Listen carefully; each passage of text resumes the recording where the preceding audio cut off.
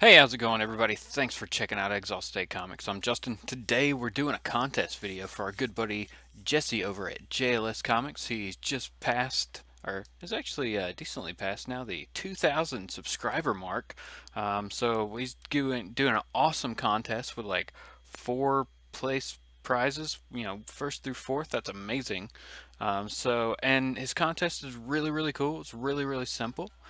He asked, what should be a simple question for us comic book fans, as it were, right? What is, just tell him a favorite story that you have, right? So there's a couple rules. I'll go through those real quick as we get into this. Um, First is, I think you got to be subscribed or you got to be 18. That's one and two, whatever. So yes, I meet both criteria there.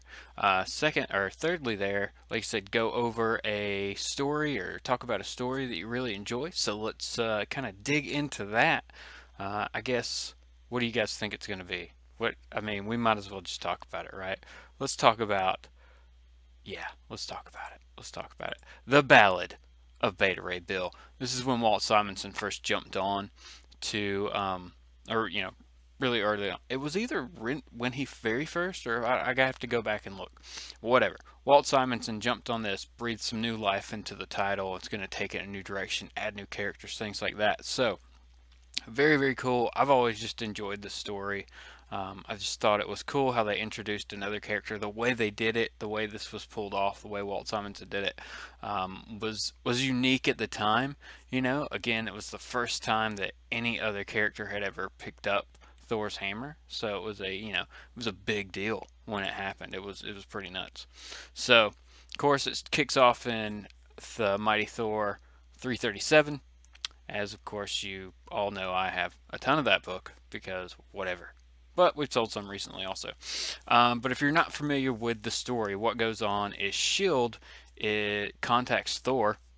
I guess he's just hanging out at Avengers Mansion. I don't remember. And tells him there's a ship headed toward Earth. They want him to go intercept it. Of course, he gets there, gets on board Scuttlebutt, which is the Beta Ray Bill's boat, his spaceship. It's a space boat. It's a space yacht. Um, all right, so he gets on there, and of course, Beta Ray Bill shows up, and they fight. And at one point in the fight, Thor is basically knocked out, right? Or he's separated from the hammer for more than 60 seconds, I think is what it is. And at that point in the stories, if he's separated from the hammer, he reverts back to Donald Blake. So boom, he's Donald Blake. And Beta Ray Bill at that point then goes to pick up Mjolnir, but it turns back into the walking stick that Donald Blake carries. And at that point he's frustrated, bangs it up against the wall of the ship, something in the ship, and boom, he is all of a sudden Thor. It's pretty crazy. So and you go into this, you're like, how is this possible? Well, we get the story of how Beta Ray Bill came to be and what his purpose is. Basically, he is the protector of his civilization.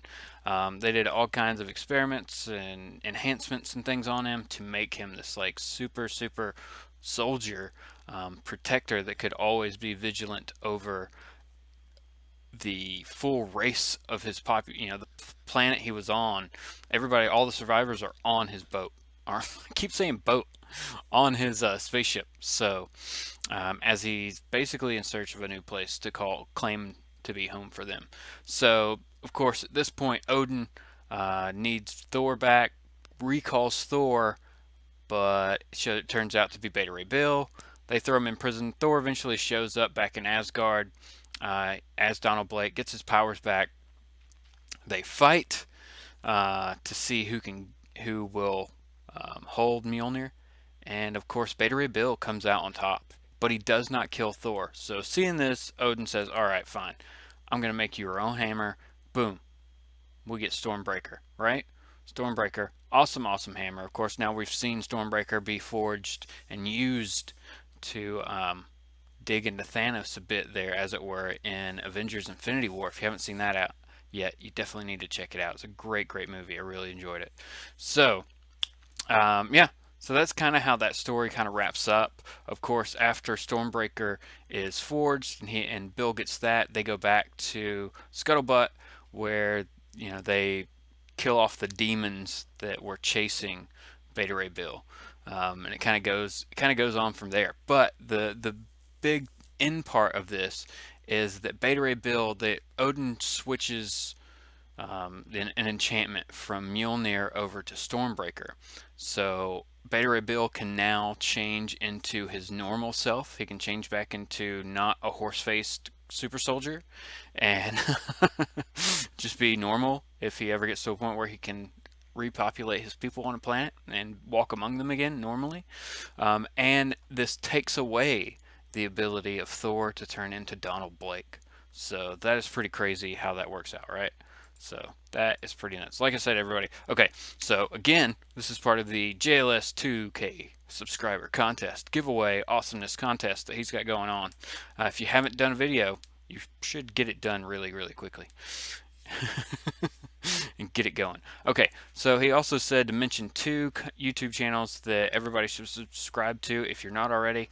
I figured I would do one larger one and one small one, or one larger one and one on the rise. We'll say that. First off, the larger one I'll say is Comic Pop. I'll leave a link in the description below.